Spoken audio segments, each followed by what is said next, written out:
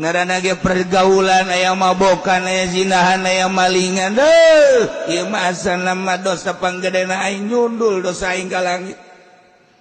ku loba-lobana dosa ulah leutik hate tobat ka Allah kakarake mabok kakarake zina kakarake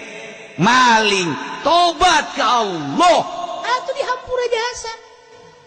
asalnya tobat da moal balik deui aing ngarasa aing teh salah baheula aing mabok aing ngarasa jasa salah baheula aing zina aing ngarasa jasa salah deuk dikukumahakeun ge nyangakeun ka Gusti Allah nu bogan aing baheula mah teu keur apeng-apengan aing teh dipelintir ku nafsu ayeuna mah aing anu melintir nafsu aing baheula mah geus pokona mah jadi jurig we pokona mah lain jadi jelema kuari tobat ka Gusti Allah